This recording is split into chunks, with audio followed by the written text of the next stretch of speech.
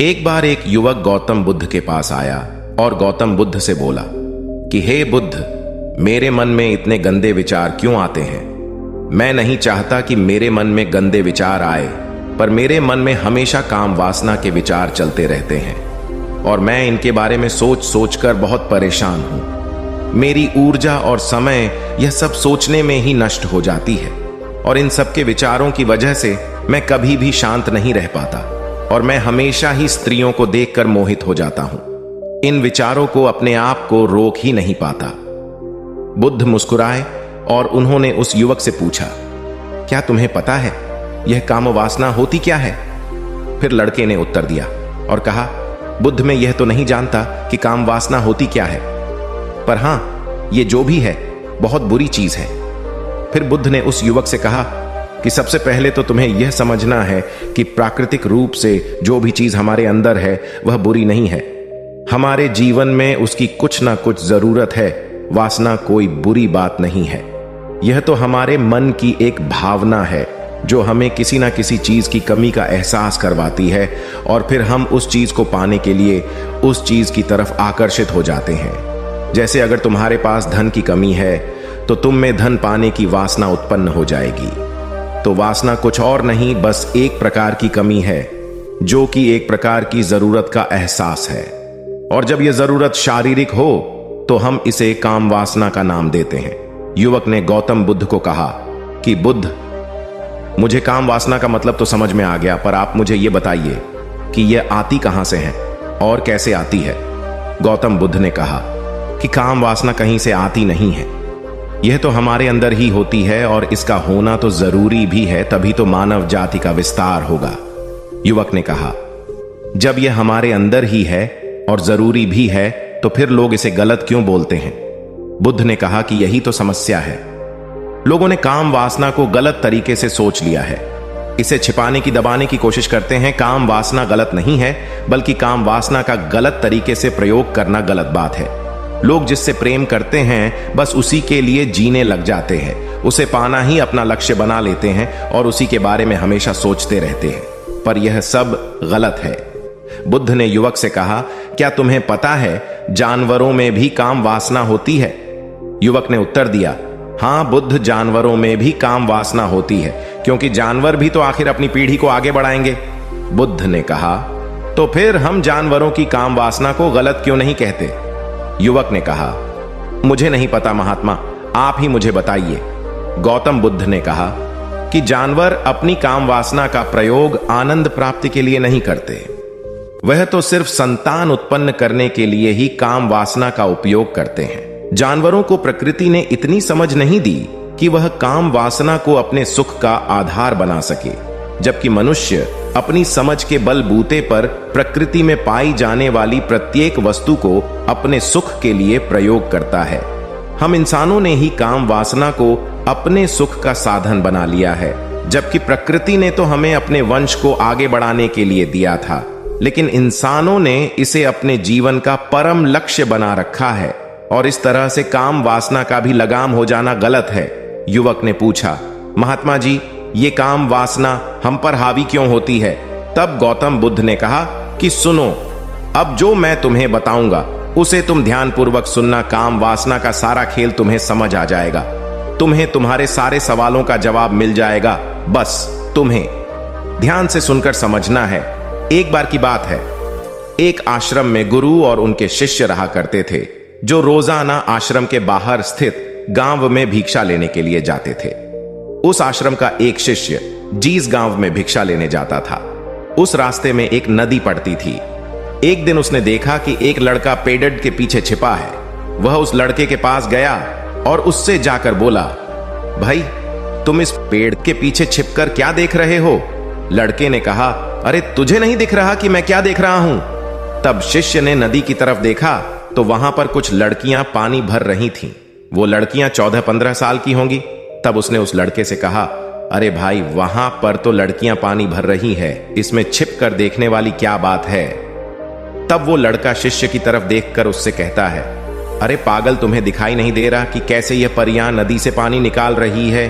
जरा उनकी अदाओं को तो देखो, उनके कोमल शरीर को देखो, उनकी पतली कमर को देखो, और उनके बाल उनकी कमर पर कैसे लहरा रहे हैं, मानो सुंदरता बिखरी पड़ी हो। शिष्य ने फिर नदी की तरफ देखा और इस बार वह इससे देखता ही चला गया। उसे किसी भी बात का कोई डर नहीं था, लेकिन अब वो छिपने लगा और उन लड़कियों को देखने लगा।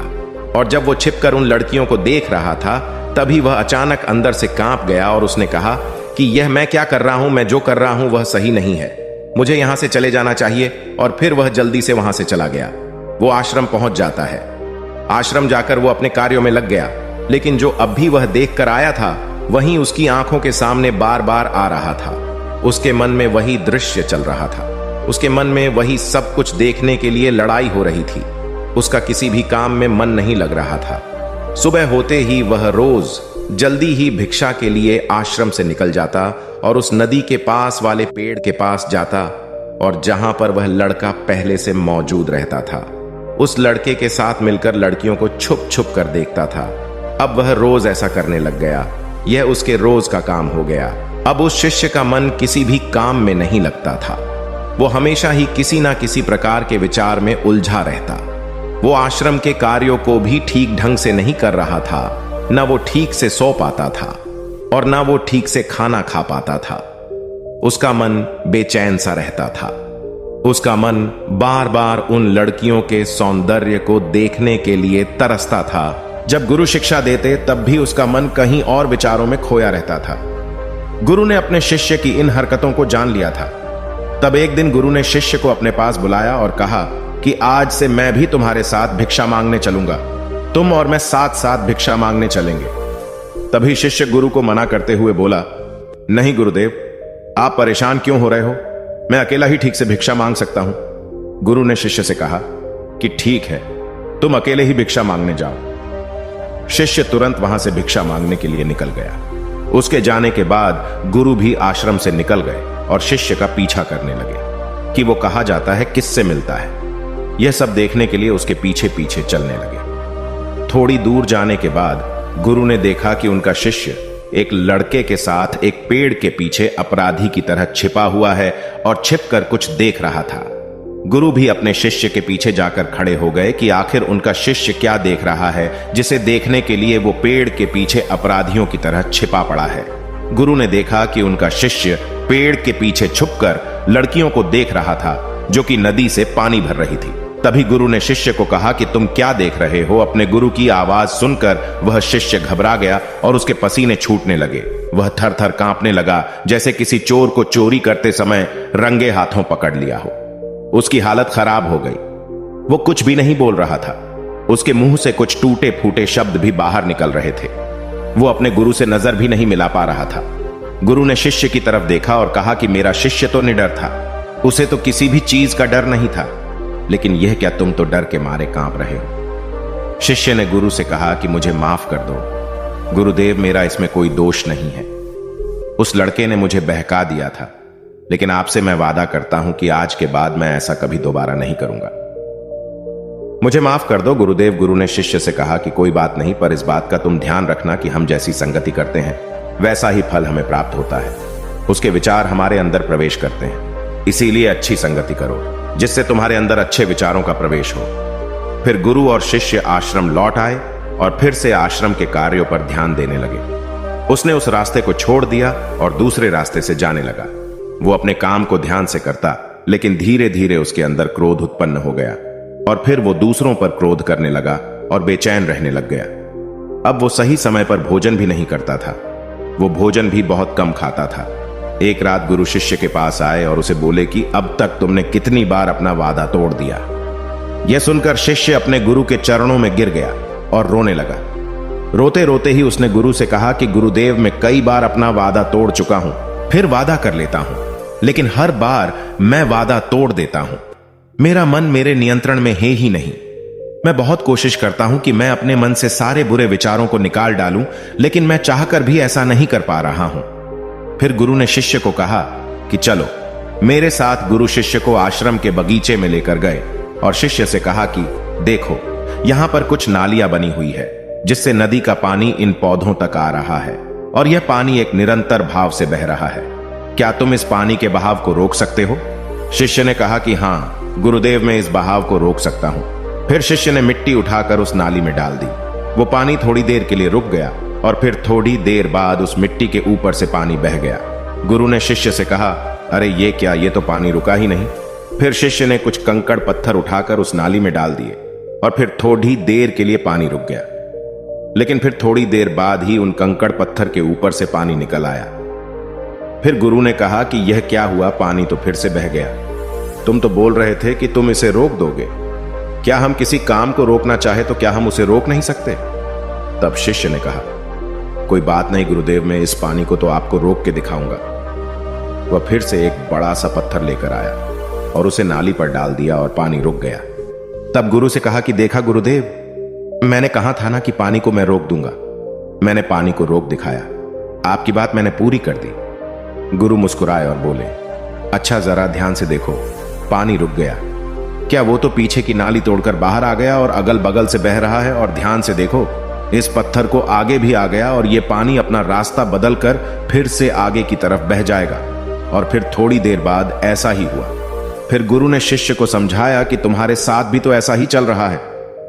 तुम बार बार प्रयास कर रहे हो, बड़े से बड़ा प्रयास कर रहे हो, पर हर बार तुम्हारा प्रयास टूट रहा है और यह हमेशा टूटता ही रहेगा।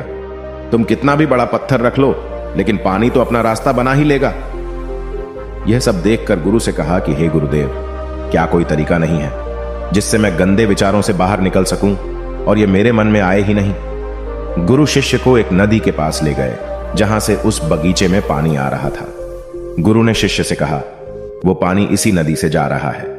अगर हम यहीं से उस रास्ते को बंद कर दें जहां से पानी बगीचे में जा रहा है, अब क्या हम पानी को रोक नहीं सकते?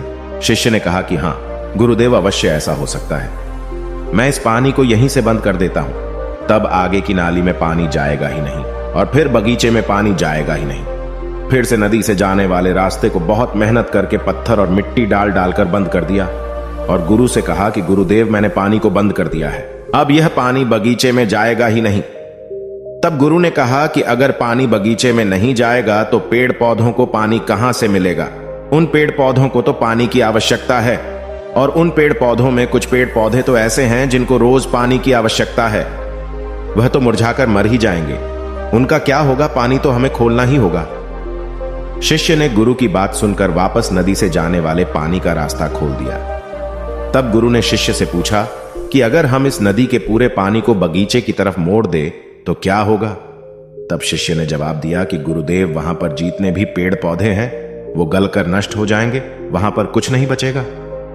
फिर गुरु मुस्कुराए और बोले, तुम इस बात को समझो कि हमें किसी भी चीज को रोकना नहीं है, बस हमें हमेशा संतुलन बनाए रखना है। कम पानी से भी पौधे नष्ट होते हैं और ज्यादा पानी से भी पौधे नष्ट होते हैं। हमारा जीवन संतुलन से ही चलता है। गुरु ने शिष्य से कहा कि अगर मैं तुम्हें कहूं कि तुम आम के बारे में मत सोचो तो तुम्हारे मन में सबसे पहले किसका चित्र आएगा? शिष्य ने कहा कि गुरुदेव, मेरे मन में तो पहला चित्र आम का ही आएगा।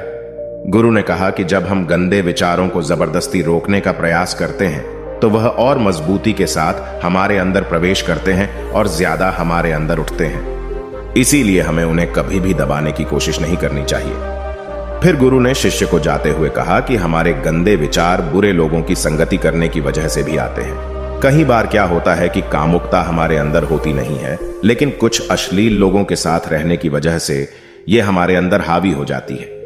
फिर शिष्य ने कहा कि गुरुदेव, आप सही कह रहे हैं, मैं अपने मार्ग से भटक गया था। फिर वो शिष्य उस रात बहुत ही चैन की नींद सोया। सुबह अपने कार्यों को पूरे मन से किया और फिर सुबह वो भिक्षा लेने के लिए उसी रास्ते से गया जहां वह लड़का आज भी पेड़ के पीछे छुपकर उन लड़कियों को देख रहा था। वो शिष्य नदी पर गया जहां वह लड़कियां पानी भर रही थीं। उसने उन लड़कियों से पानी मांगा। उन लड़कियों में से एक लड़की ने उसे पानी पिलाया और उस सन्यासी शिष्य के चरण छुए। शिष्य ने उसे आशीर्वाद दिया कि तुम्हारा कल्याण हो। उसका मन सकारात्मक ऊर्जा से भर गया। उसके चेहरे पर मुस्कान आ गई थी, जैसे कि उसे कुछ खोया हुआ वापस मिल गया हो। वह वापस अपने रास्ते से जाने लगा। तभी पीछे से वह लड़का आ गया जो पेड़ के पीछे छुपा हुआ था। वह शिष्य के पास आया और बोला कि क्या बात है, आज तो तुमने नजदीक से दर्शन कर लिए, तुम तो मुझसे भी आगे निकले। तब शिष्य ने कहा कि हम हमेशा दूसरे के दर्शन करने में ही व्यस्त रहते हैं, अपने दर्शन कर ही नहीं पाते। तुम कब तक इस पेड़ के पीछे छुपते रहोगे? किसी को पसंद करते हो तो उससे बोल दो, अगर वो भी तुम्हें पसंद करती है, और शादी कर लो। पर उससे पहले तुम कुछ बन जाओ तथा अपने आप को पहचान लो। ऐसे अपना समय बर्बाद मत करो। फिर वह लड़का रोज उससे मिलने लगा और उस लड़के ने नदी पर जाना छोड़ दिया। और फिर वो लड़का अपने जीवन में कुछ बनने के लिए संघर्ष करने लगा। तो तुमने देखा संगति का असर क्या होता है। अपनी संगति बदलो, अपने विचार बदलो। बुद्ध ने युवक से पूछा कि क्या तुम्हें तुम्हारे सारे सवालों का जवाब मिल गया?